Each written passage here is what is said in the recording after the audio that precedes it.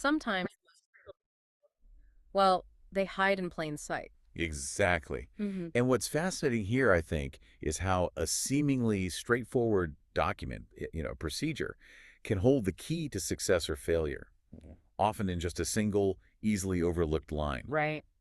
So this deep dive isn't really about listing every single click. It's more about unearthing that one vital piece of information, the one that really makes all the difference. Our mission is to make sure you're not just following steps, but actually understanding the prerequisites. Absolutely. Think of it like a treasure map where the treasure isn't really at the X, but maybe in the small print about needing a specific key, right? Yeah, that's a good analogy. So let's navigate the process. We'll quickly acknowledge the standard pathway and then really zero in on where this guide, well, where it earns its deep dive status.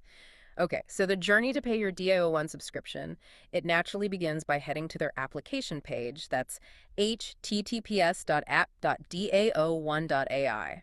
Pretty standard, Hmm. the usual starting point. From there, the guide walks you through the standard login sequence, putting in your credentials, authenticating your access. It's all very much what you'd expect, really, from any secure online platform. Right, no surprises there. Once you're inside, you're directed to your personal dashboard, probably labeled My Account, something like that, and then onto My Subscriptions to manage your payment. Okay. These initial steps are, well, the bread and butter of online navigation, aren't they? Kind of the common entry points. But it's after the instruction to click My Subscriptions, that's when the guide drops the real nugget. Okay, here we go. This is where it gets really interesting. Tucked away right after directing you to My Subscriptions, the source explicitly states, you need wUSDT and APTM gas in your Metamask in order to pay the network fee to complete the transaction. Yes. Now, this isn't just some side note. It feels like a critical prerequisite. Precisely. This is absolutely the linchpin. For anyone, navigating the blockchain space, this detail immediately signals the underlying mechanics involved. Explain that a bit more. wUSDT, ATTM. Sure. So wUSDT, that's wrapped USDT, it's essentially the stablecoin Tether, but it's formatted for use on a specific blockchain, right? Which makes it compatible with that network's ecosystem. Got it. Wrapped for compatibility. Yeah, exactly. And then you have APTM gas.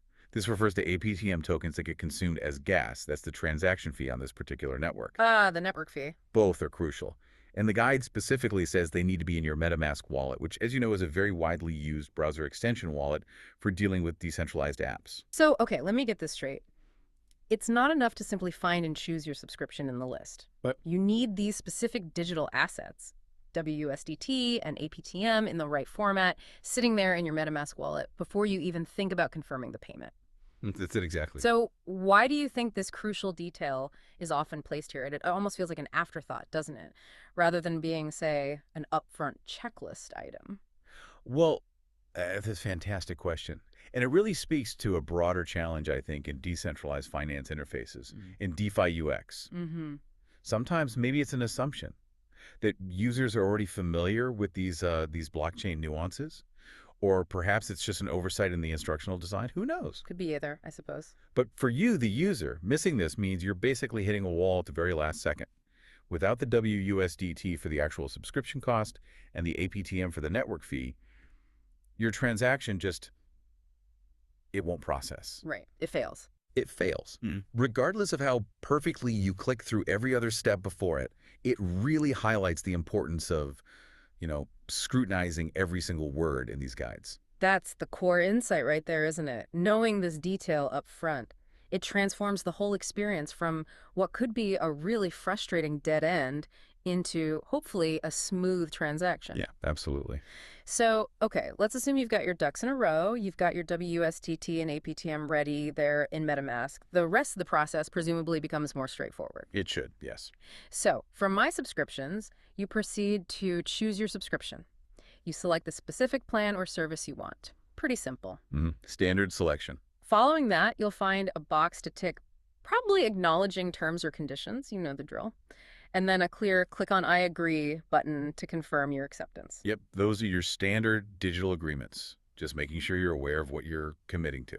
They're part of that final sequence, really, once the foundational requirements, the wallet funds are met. Right. And then we arrive at the final confirmation stage. The instruction state, you'll click on confirm. Okay. But interestingly, it repeats this exact instruction immediately afterward.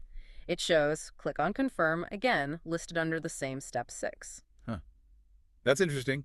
A double confirm. Yeah, almost like a are you really sure moment baked into the guide. You just follow it as written, click confirm twice.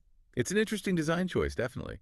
Perhaps Yeah. it's emphasizing the finality of the action, like you said, or maybe it's just a bit of redundancy in the writing. Either way, it signals you're at the very end of the process. And then the guide concludes by simply labeling step 7, but there's no further action listed under it, Right. which typically signifies that with the preceding steps completed, and crucially, with your wallet correctly funded, the payment process is now finalized. Done. The transaction should be complete at that point. So let's recap. What does this all mean for you?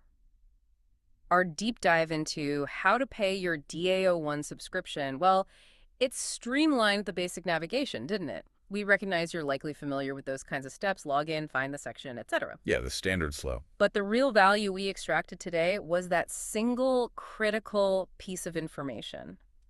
The absolute necessity of having wUSDT and APTM for gas in your Metamask wallet before you attempt the payment. Absolutely. This deep dive wasn't just about, reading a manual out loud. It was about highlighting the difference between merely following instructions step by step and truly being prepared. Prepared, yeah, that's the key word. That prerequisite about the digital assets in your MetaMask, that is the kind of detail that can make or break a transaction, especially in the decentralized space. It's a powerful reminder that in these digital transactions, the fine print about required assets is just as important, maybe even more so than the sequential clicks.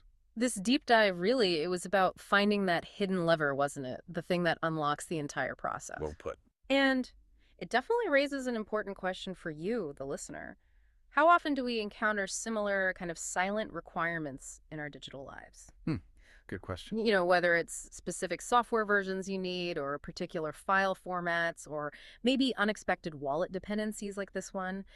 Things that aren't part of the main ABC instructional flow but are absolutely vital for success. It happens more often than we probably realize. Something to consider, maybe.